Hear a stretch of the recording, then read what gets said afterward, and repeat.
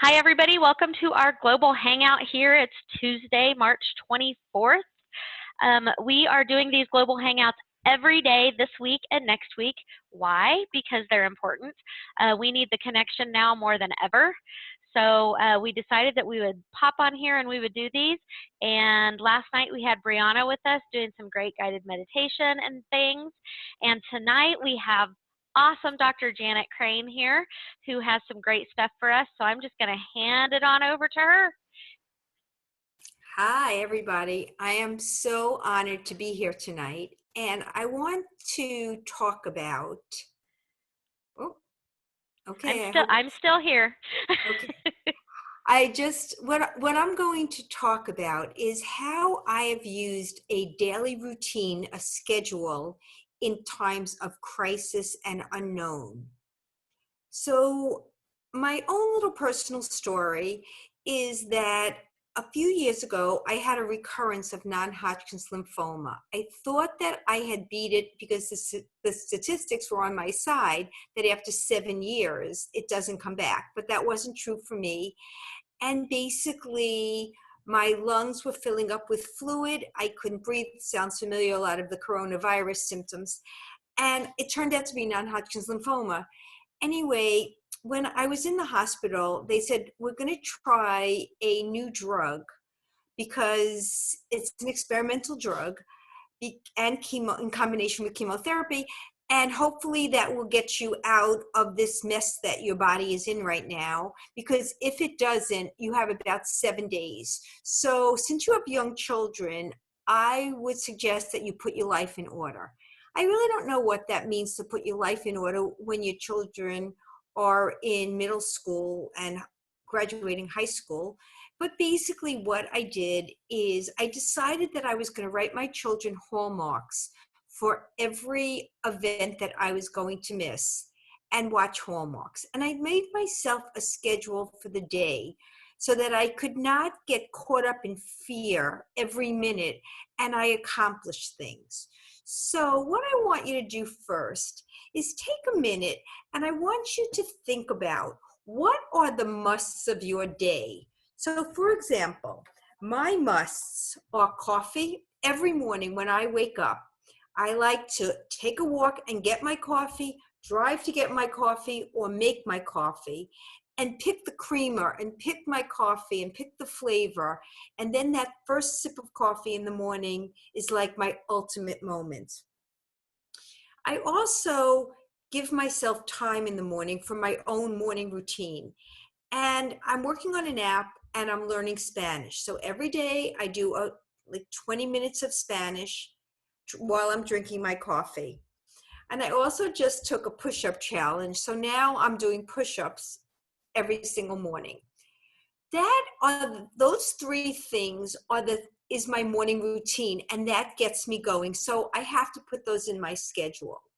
The other two things that I put into my schedule every day is a limited amount of news, a limited amount of talking on the phone, but I like connection. So I allow that, and I plan on what project I'm going to do for the day. I really set myself up with flexibility, but I know that I need a routine. If I go on vacation and there is no routine to the day, my mind gets away from me and I'm not really enjoying myself. I'm like really good at one of those places where there's a million things that you could do and it's a scheduled time. I am not good at doing nothing. I'm just a goal-oriented person and I cannot just do nothing. So let's think about what it is that I'm talking about here. What I'm talking about right now is actually planning your day in advance. And it doesn't matter whether you're a good planner or not a good planner. It's almost like a to-do list that makes you feel better.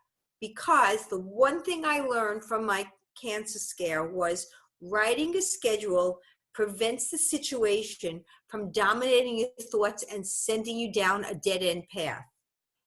It also promotes a feeling of control.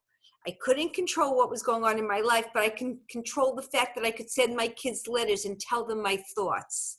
And that's what this is all about. What I'm going to teach you today is my method of doing it. And then I hope that you could adapt it so that during this period where so many things are out of our control, you can get back that feeling of control. I recently went to see Oprah. She's doing a wellness tour right now, and I was lucky enough to get 10th row seats. I am so jealous. And the most important thing, what she really talked about was wellness. Now, a little bit about my background. For 35 years, I was a TMJ specialist. I was a dentist, and my whole practice was headaches, facial pain, and TMJ disorders. And what I learned about that was that stress and emotion play a part of every illness. It's not that stress causes the headaches. It's that stress triggers a lot of chemicals in your body that tighten your muscles, which can cause headaches, muscle tension headaches. The temporomandibular joint, which is the jaw joint, which is like my specialty, I call it the first responder of the body, because just like animals, when they get fearful, they bite down, they tighten their jaw, and they hold it really tight. They tighten their neck muscles, their shoulders raise up to their ears. Well, we're the same. And that jaw joint is the first step that does it. I want to just tell you a little bit about the amygdala. The amygdala is the primitive brain. The amygdala is the area that processes emotion, that dictates instincts, and that holds your memories. The problem with the amygdala is it reacts so quickly to an outside stimulus that your frontal cortex, the part that thinks and reasons and logics, doesn't have a chance, because there are more brain pathways going from the amygdala to the brain than from the frontal cortex to the brain. So your body automatically reacts really quickly. The amygdala reacts, but doesn't necessarily know that the danger is real. It is there to protect you, but it doesn't know that it's real. So you react, and the way you react is it triggers the sympathetic nervous system. Many of you have heard of it. It's like the fight or flight mechanism. Your jaw gets really tight and you're ready to run. You're ready to fight this off. You're ready to attack the danger. The problem is that once the sympathetic nervous system produces all those chemicals, the cortisone, all those things, the cortisol, your body reacts. If it's a false danger, once the chemicals are released, your body just can't slow down fast enough. So my whole life has been devoted to increasing what we could do to have the parasympathetic, the rest and digest system, kick in strongly again. So we're going to talk about tonight the vagal nerve. The vagal nerve plays a critical role in overseeing the parasympathetic system.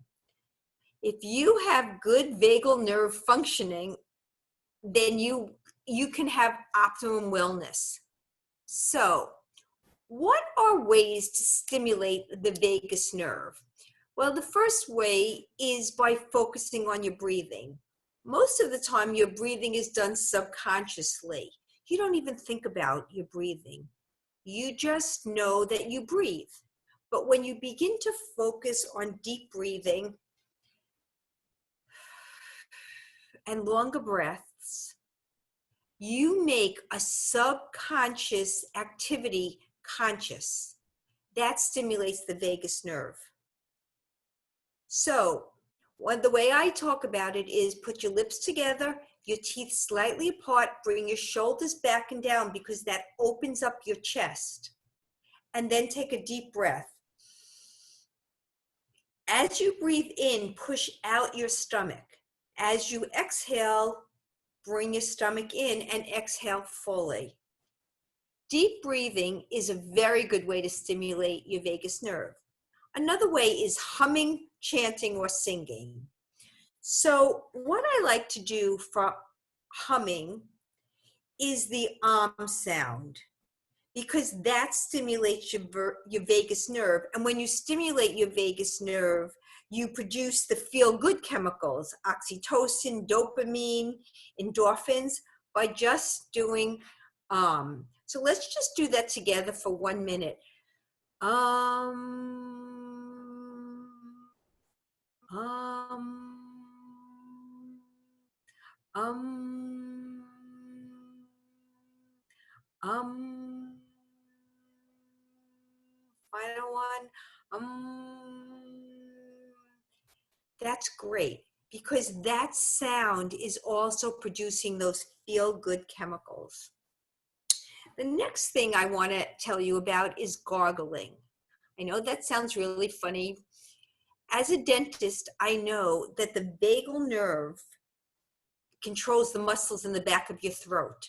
So by just gargling, and right now they're recommending that you gargle with salt water every day to keep everything moist. So if you gargle, you're stimulating your vagus nerve by just gargling. What I'm recommending is that you gargle at least once to twice a day. That will really give you not only the benefit of moisturizing when you're wetting your throat, it's sending the virus or whatever germs you have down your your throat into your stomach, and then the acid there will kill it. So a minute, like 30 seconds of gargling twice a day, just 1 minute in your life, and we have a lot of time right now. The next thing sounds a little funny and it might be a little uncomfortable, but it's splashing cold water on your face. Some people say take a cold shower, some people walk in cold water, but if it's 39 degrees Fahrenheit and you splash that water, that really stimulates your vagus nerve. It activates it. Another thing, of course, is meditation, yoga, any kind of exercise that just promotes your relaxation. All of those are really better for your wellness. The next one is very near and dear to me, and it's improving your gut health. Now, I have been to many, many lectures recently, and it says your well-being is directly proportionate to your gut health. I'm going to tell you a little story. When I was in South America years and years ago, well, about 20 years ago, I got food poisoning. Really terrible food poisoning. And my stomach for 10 years after that was an absolute nightmare. I could have been a Depends candidate. Sometimes it was so bad. And one day, as I was checking out of the grocery store, there was a magazine that said, do you have stomach problems, bloating, gas, diarrhea? The answer could be in your refrigerator. So for $1.79, I bought the magazine that changed my life. And it turned out that what they were recommending is drinking a beer every day to restore gut health. Well, I wasn't really a beer drinker. That's my Brooklyn accent, drinker. I wasn't really a beer drinker. And I went away for the weekend, and it happened to be Oktoberfest. And I tasted 100 beers over the course of the weekend.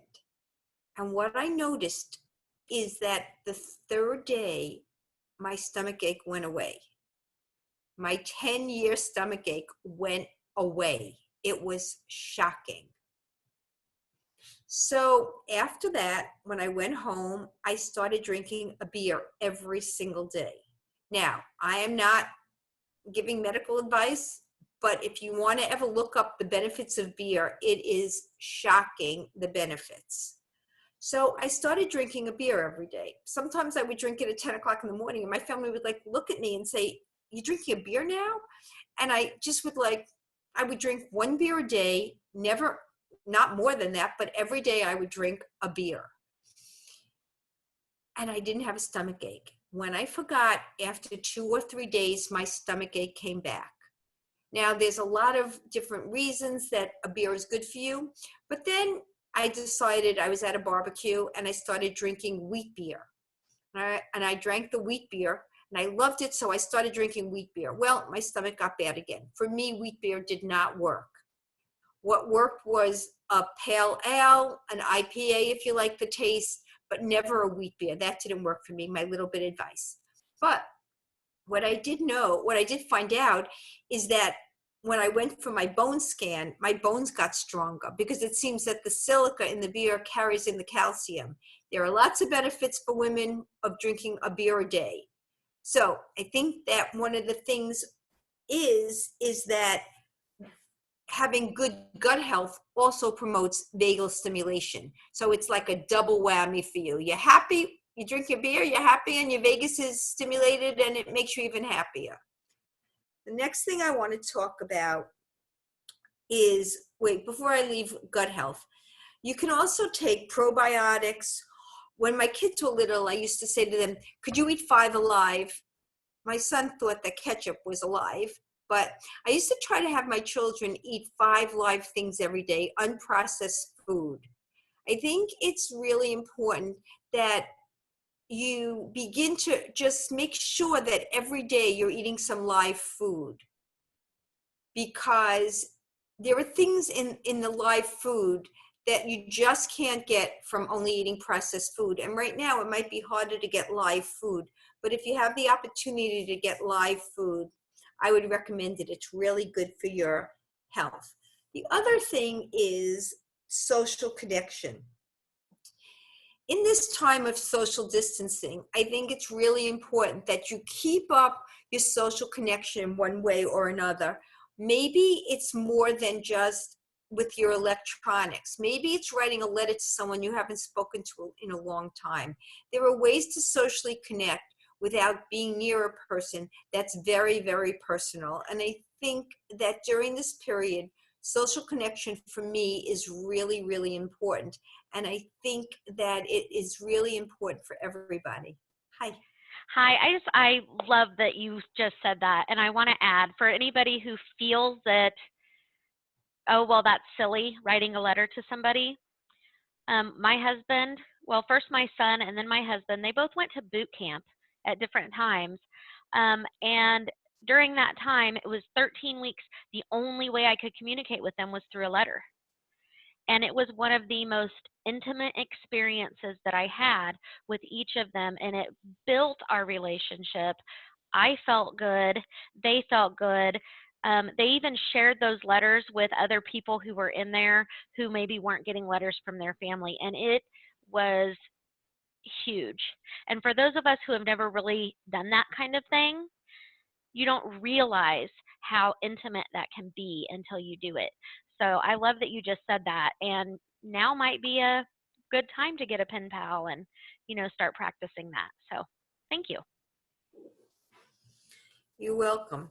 So all of the things that I just talked about are to stimulate your vagus nerve to really create optimum wellness. I want to just say one thing. I want to go back to the daily schedule. You have to write it down. And you kind of have to stick to the time, not rigidly, but stick to the time and include as many of your senses in the daily routine as possible. When I'm drinking coffee in the morning, the smell, the taste, feeling that warm cup, those are 3 senses right away.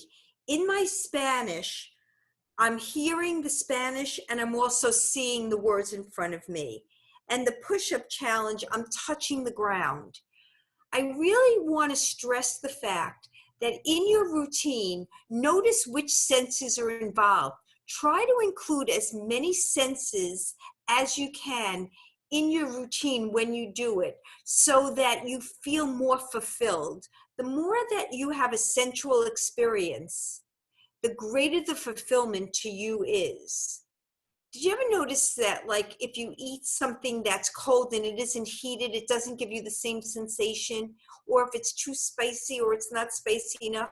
Like, our sense of taste, our sense of feel determines our experience of things. So the more senses that you could put into your routine, your schedule, your to-do list, you can call it whatever you want, whatever would make you the most comfortable, but you need to write it out and then stick to it. Because if you let the day get away from you, then you will be filled with letting the situation control you. So this way, if you get back on your schedule as soon as you can, then you will be able to get control of the situation again. What I want to do now is I'm going to tell you a story first, and then I'm going to teach you a little self-hypnosis technique to be able to refocus your thoughts whenever you need to. So a friend of mine lived in Manhattan, and he was on he was trying to watch his carbs, and he was doing a higher protein diet. And in order to walk from his office to his house, he passed 17 pizza places in under 10 minutes, 17. And as he would walk by, the smell would be calling his name, just calling his name. And in a pizza place, it's really hard to pick out a good choice of just a pure protein. So he would walk by and he would say, stop, stop, stop, and keep going till the next one. Stop, stop, stop. So his mind didn't go in the direction of the pizza, of how much he loved it. And every time he would go by, he would say, stop, stop, stop, and distract himself from going down the path of, oh my God, I really want that pizza. What's one slice gonna do for us? What's one slice gonna matter? I'll go back on my diet later. It smells so good. I'm tired. I really need it. The way your mind goes. So if something is distracting you and you can't get your mind away from it, just say, stop, stop, stop. Another technique that I use to control my thoughts when they're spiraling in a direction that wouldn't be helpful to me in any way, shape, or form is, I call it the let it go mambo. What you do is you imagine yourself, you do a little dance. You're going along in life, things are going well. You hit an obstacle, you make a mistake, something goes wrong. Let it go. Just wave your hands, feel the little breeze, give yourself back love, and get back on the road again. If you ever feel as though you're losing control, just do the let it go mambo. The good news is you could do it under the table. You can do it in your pocket so people don't see that you're doing it. By changing that little way that you react to things, letting it go quickly so that it doesn't stick, you can retrain yourself not to react like that. And everything's in our reaction. So let's just do it one more time so you could get the steps together. You're going along in life. You hit an obstacle. You make a mistake. Something goes wrong. You let it go. Feel the breeze. Feel it all around you. Give yourself back love. And get on the road again. Simple as that. Nice, easy, and you could do it under the table. Nobody really knows. Okay, so now I want to show you the thought compass. Not the thought compass, we'll do that after the finger focus. This is my self-hypnosis technique that has really, really helped me. First, you make a fist and you extend one finger. I hope you can see this. And then you just tap the knuckle. Tap your knuckle and imagine, just imagine that a steel rod is going into your finger, making it unbendable as steel, all the way to the tip. Take a deep breath and put all your energy into this rod, making your finger unbendable. Now, with your other finger, you're going to test it, but resist. Test it, but resist. Push against it. Because you can only think of one thing at a time. So when you're focused on your finger, other thoughts can't get through. So you can say to yourself, tap your finger, imagine that your finger is becoming as strong and as solid as a steel rod. Press against it and say, everything's going to be okay. Everything's going to be okay. It changes your thinking. Your thinking can only think everything's going to be okay. Give yourself the message or the intention that you want when your finger is in that straight position. You can also do it as you get better at it, just focusing on your finger and just imagining that your finger is unbendable, unbendable, unbendable. And as you get better at it, your finger won't bend. Even though you can try to bend it, your finger will not bend. It becomes unbendable just because of your focus. Either technique works. When it's unbendable, you just, as you feel like you can't bend it anymore, you just give the intention. I am going to get through this great. I live in wellness. I live in harmony. I love my life. Whatever message it is that you want to give yourself, in that position, you're focused on your fingers, so you're closing down the chatter. Whenever your mind is in the chatter state, use the finger focus. It closes down the chatter so quickly. Let's just practice this one more time, because I think it's really important that we all get it. You put your hand in a fist like this. You just tap your knuckle gently. Don't hurt yourself. Tap your knuckle and then slowly tap, imagining in your mind's eye that a steel rod is making your finger as unbendable as it can be, that you're like a superhero in your own life. When you get to the tip, do it one more time. From the knuckle, always start at the knuckle, going down, focus, take a deep breath, focus, focus. Now try to resist it. Try, and give yourself the message that's meaningful to you. Everything's okay. I'm doing amazing. I am amazing. When you're finished, just tap the tip of your finger. 1, 2, 3, 4, 5. Bend it and take a relaxing breath.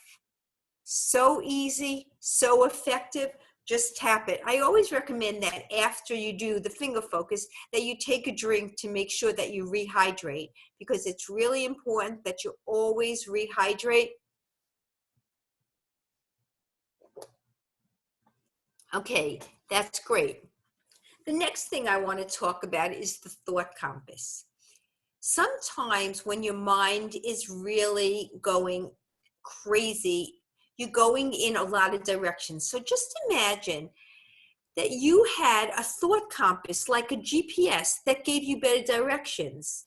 I mean, the funny thing is that sometimes my GPS says to me, make a U-turn, and I think I'm smarter than my GPS. So after 5 times of not making a U-turn, I finally listen. Well, this is like the same thing. Your mind is saying, I'm not good enough, I'm not smart enough, I don't do enough. Whatever your mind is saying, it doesn't really matter.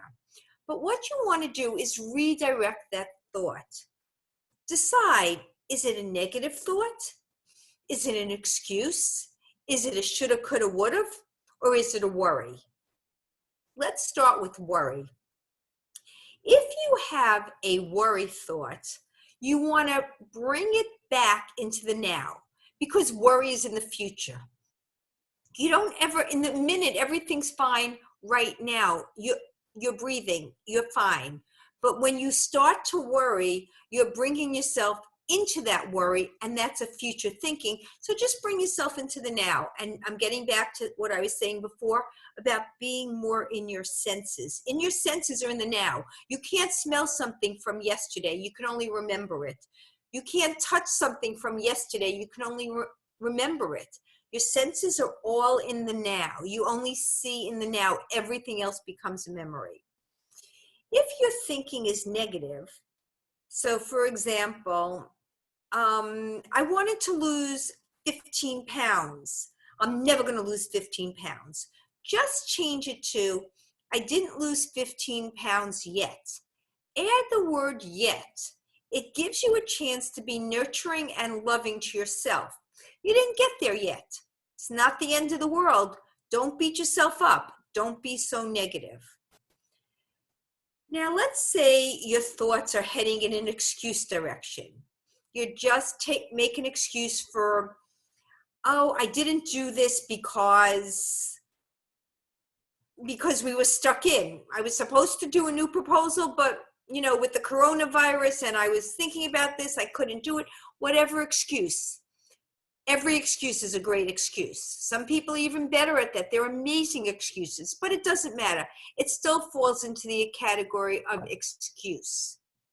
What you need to do is change that excuse and take responsibility and say, I didn't do that yet, but now I will. And the first step I'm going to take, and write down the first step.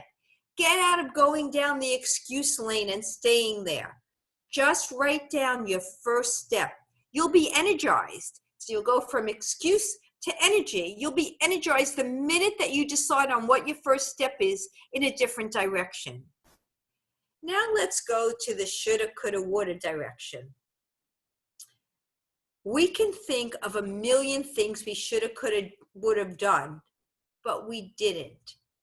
What it's important is that we now go in the direction of support, because we shoulda, coulda, didn't, and now we need to, and we need support. We all need support to go in the direction that we want to go. But just by using your thought compass as a navigator, you can change negative thoughts into nurturing thoughts, excuses into energizing thoughts, shoulda, coulda, woulda into supportive thoughts, and worry thoughts into now thoughts.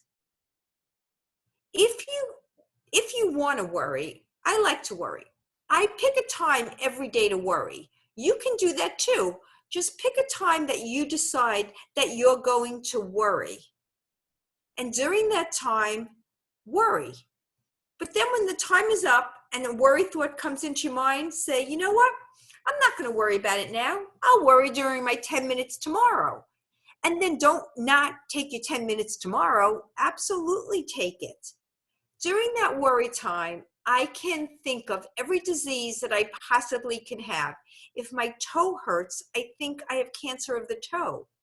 So if I like to worry, whatever I'm worried about, I pick my time every day.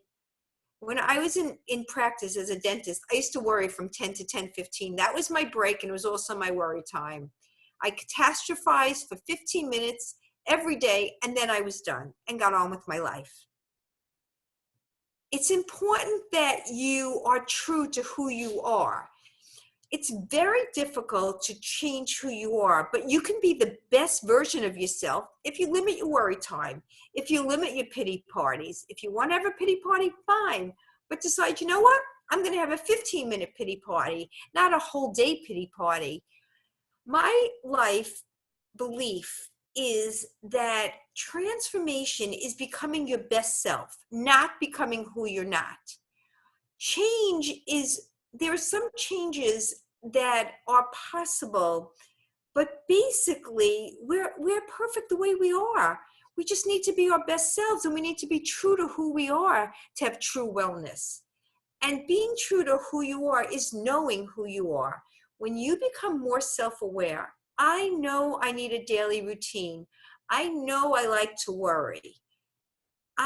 I know that I need to have a new project all the time. I know I need to be creative.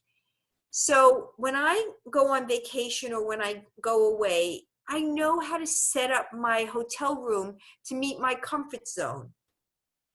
You have to look at who you are, where you're comfortable, where you feel cozy, and how you're going to do it, because that will create the feeling that you want. So if you start every day deciding on what feeling you want for the rest of that day, or for part of that day, or right in this moment, or to be the overlying feeling of the day, that's a good way to start your day. And then you have to decide for yourself. my feeling is I like things to be cozy. You can't see, but I'm wearing like an amazingly cozy shirt right now. I'm very kinesthetic person. I like the sense of touch, so I like to be cozy. If you're more of an auditory person, you might want to listen to music more. If you're more of a visual person, you want to like see different things. Decide on what is your main sense, kinesthetic, auditory, or visual. Pick that sense and make sure you have a way to really get into that sense somehow, because that strong sense will bring you calm. The next thing is your comfort zone. For me, my comfort zone is when I know what's expected of me and what the next step is. When someone says to me, just do that, I'm out of my comfort zone already because I don't know what's expected of me and I don't know what my next step is. Learning what gets you into your comfort zone is the best way to handle the unknown. Handle what is difficult for you. Yesterday, I baked a banana bread. I haven't baked a banana bread in 30 years. I haven't baked anything in a really, really long time, and I made this from scratch. And before I began, I really was out of my comfort zone, 100% out of my comfort zone. So I wrote a list of what I needed to buy. I didn't even have a pan. This banana bread cost me $28 because I had to go to the grocery store and buy all the things I needed. But I stepped out of my comfort zone because once I knew what the next step was, going to buy the pan and the ingredients, I came back and I set the time that I was going to do it and I followed through. And I met that commitment. When I decided to make the banana bread, I decided that this was an option for me. This is what I'm choosing to do. And I committed to it. Remember, you are the chooser in your life. You are the decision maker in your life. Don't give away your choices. But when you choose something, commit to it. Make that commitment. The next thing I want to talk about is connection and social distancing. And I want to give you a few more ideas besides letter writing. One thing that you can do is connect with nature. I'm not a big tree hugger, but I really like rocks, and I feel very connected to nature when I hold a rock. And so I know that about myself, and when I'm taking a walk, I pick up a pebble or something that makes me really feel grounded and connected. You have to determine all the ways that you can feel connected during these times of social distancing. Another thing is art. I went online and there are Zoom classes where you could visit museums online. You never have to leave your house. Right now, we live in an age where how lucky are we that we can do all this?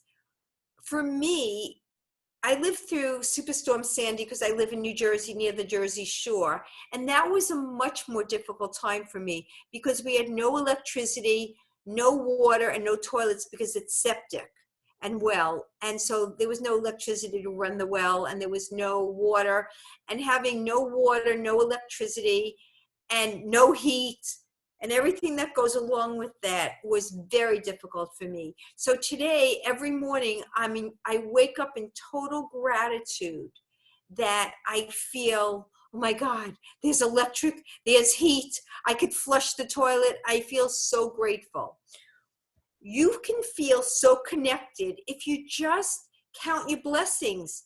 Just make a list of what you feel grateful for.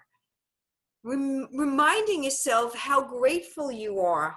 It can start with something so simple. I'm going to tell you a little trick now. If you have a raisin or a craisin or anything, take 2 of them.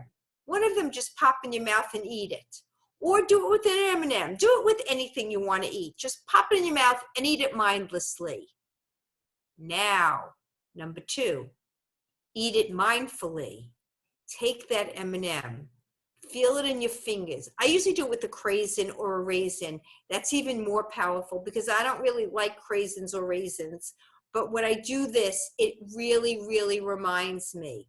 So you take the craisin or the raisin and you feel it. You get the texture. You smell it. You hold it next to you. You hear it crackling as you smushing it away. And then you taste it slowly and you keep it in your mouth and you roll it around a little bit and you really savor the flavor for a few seconds before you swallow it. It will be, I guarantee you, the best craisin raisin you've ever tasted, or even the best M&M. Because when you do it that way, fully mindful, with your senses involved, it's an experience. And it becomes such a different experience than when you eat a craisin or a raisin or an M&M or a piece of a cookie without even noticing it. Bringing mindfulness into your eating, into your activities, into the things that you're just scheduling is so valuable. And if you practice with a craisin, raisin, or M&M, you really get the skill of being mindful and the difference that you feel when you are acting mindfully. And right now, it's so important to keep your mind strong and be mindful, or else you can get carried away really, really easily. I only have a few more minutes, and I want to end with a quote that was very meaningful to me. Let me just find that quote.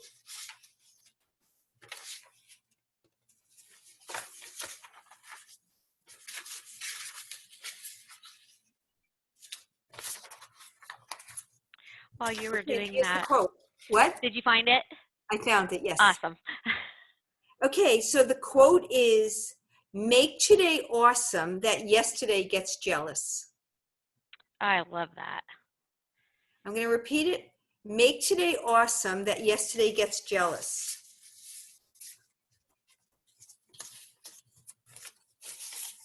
I just want to thank you all for listening. Whenever you're listening, always you can reach out to me on Janet Crain on Facebook, however you want, or through the new Slack. I'm on there too. Reach out for me. I'd love to know what you think. I'd love to know if these tips help you. And I'm always available to talk about them with you. Thank you so much. Thank you so much. This was so fabulous. Can I, somebody just said, oh, I love that. Can I ask you a really quick question about Oh, yeah. This is question and answer time. Yeah. Yes, and I know that you're on the East Coast and you're a little bit later there than we are over here on the West Coast. And then we have a lot of people from the center of the states. So we won't keep you long, but the comfort zone. So right now we have a lot of people who they're forced out of their comfort zones because it's comfortable to go to work and have that normal routine of get up, get the kids ready, get in the car, drive to work. They have those steps and then suddenly they don't have them. So how can they quickly acclimate and bring some of that comfort zone to their lives that have been so disrupted? That's what the schedule is for. You set up your daily routine and then you stick to it, because when you get to work, you leave at 8:30, you commute for half an hour, whatever it is. But setting up the schedule forces you. So if you set up the schedule that you're going to get up, have your coffee, keep your normal schedule to getting dressed and putting on your makeup. Up to that point, it's the same. Right. And then schedule your first activity pretty strictly. Is that going to be a half an hour computer work? Is that going to be taking a walk in the morning, depending on what the climate is? That first morning block of time has to be really, really strict. And then I find that for myself too. Absolutely.